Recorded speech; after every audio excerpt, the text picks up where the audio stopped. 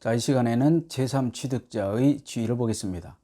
제3취득자 뜻은 저당 설정 이후에 저당 목적물을 양수한 자 또는 제한 물건을 설정받은 자인데, 좀 어렵기 때문에 우리가 일반적으로 이야기는 저당권이 설정된 토지나 건물을 저당 채무를 떠안고 산 사람이다라고 보시면 되겠습니다. 저당 채무를 떠안고 샀다. 그런데 5억짜리 아파트에 2억 저당이 설정되었으면 3억 주고 매수하고요. 이 사람을 제3취득자를 합니다. 제3취득자는 저당 채무를 떠안고 산 사람이고, 예전에 물상보증인 배운 적이 있죠. 물상보증인은 내가 은행에서 돈을 빌릴 때 담보가 없어서 아버지께서 아버지 아파트를 담보로 내주시면 바로 아버지가 물상보증이다라고 했고요. 이 물상보증인과 제3취득자의 구별은 중요하니까 꼭 알아두시기 바라고요. 제3취득자는 저당 채무를 떠안고 산 사람이다라고 보시면 되겠네요. 제3취득자는 나중에 그 부동산이 경매될 때 경락받을 수 있고, 특히 제3취득자는 저당물을 경락받을 수 있어도 채무자는 낙찰을 받지 못한다는 거, 그리고 제3취득자는 저당권자에게 그 부동산으로 담보된 채무를 변제하고 저당권의 소멸도 청구할 수 있다는 거, 두 가지만 보시면 되겠습니다. 어느 책 보면 제3취득자에 대해서 자세한 설명이 있던데 시험용으로 딱 두 가지. 첫 번째, 제3취득자도 경락받을 수 있다. 두 번째, 제3취득자는 저당 채무를 변제하고 저당 등기 말소를 청구할 수 있다. 그리고 제3취득자의 뜻, 제3취득자는 저당 채무를 떠안고 산 사람이다라고 보시면 되겠습니다. 제3취득자와 물상보증인과의 구별은 근저당에서 필요합니다. 좀 이따 보도록 하겠습니다. 저당권 침해에 대한 구제는 이미 배운 적이 있습니다. 물권법에서 물권유초권 배울 때 배운 적이 있습니다. 지역권과 저당권은 점유하지 않아서 침해 시에도 반환은 인정되지 않냐고 제거와 이방만 인정된다. 바로 지금 나오고 있습니다. 저당권 침해에 대한 구제는 가장 일반적인 것이 물권유초권에 의한 구제입니다. 지금 조금 전에 말씀드렸지만 저당권자는 저당권에 기해서 방해의 제거나 예방을 청구할 수 있어도 반환 청구하지 못한다. 그 점에서 지역권과 동일하다. 그리고 물권유초권은 목적물의 잔존가치만으로 피담보 채권을 만족시킬 수 있어도 인정된다. 손해배상과 다릅니다.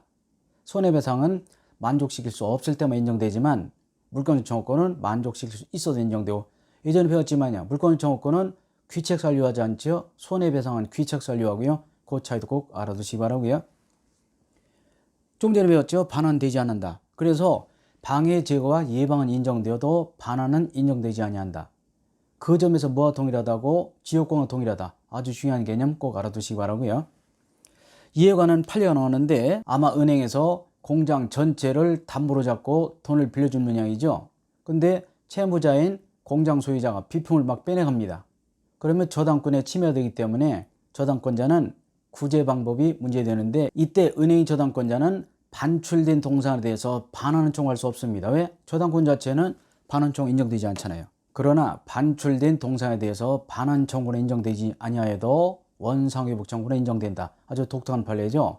그 말이 그 말 같지만 이론상 저당권자는 반환 청구는 인정되지 않아서 이런 판례가 나왔습니다. 반출된 공장의 비품에 대해서 돌려달라, 그런 소리는 하지 못해도 원상회복하라라는 것은 인정이 된다는 것. 저당권의 침해에 대해서 흔한 것이 손해배상과 담보물 보충과 즉시변제 청구권입니다. 당연 손해배상은 귀책사유가 있는 경우 인정되어 있고, 그리고 저당물의 잔존가치만으로 채권을 만족시킬 수 없을 때만 인정되겠죠. 일반적인 손해배상의 요건과 똑같습니다. 자, 손해배상은 침해자의 고유과실이 있어야 되고요. 특히 일반적인 물권청구권과 달리 완전한 만족을 볼 수 없을 때만 인정된다는 거, 그리고 저당권 실행 전이라도 채권의 만족을 받을 수 없다면 손해배상을 청구할 수 있고요.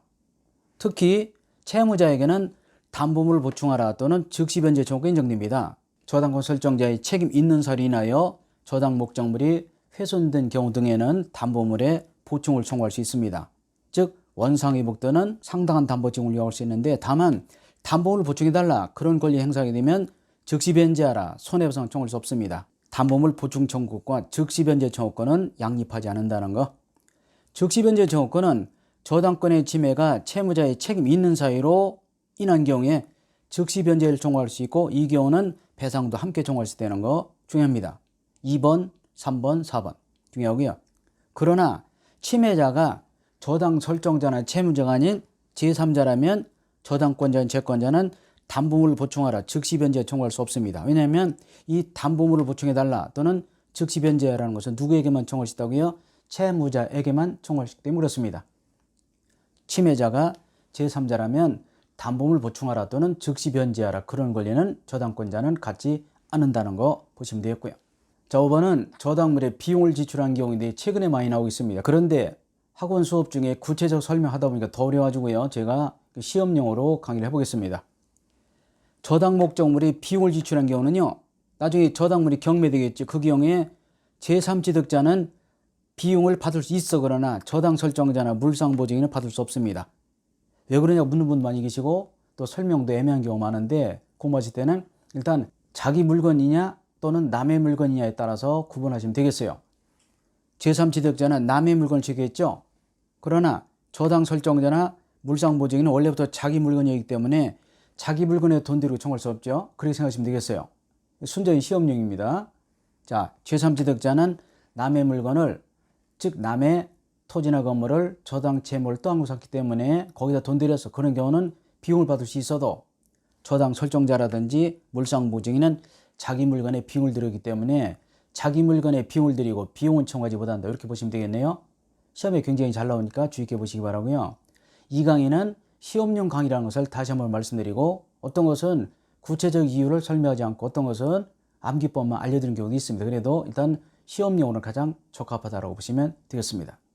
자, 조금 이따 계속 보도록 하겠습니다.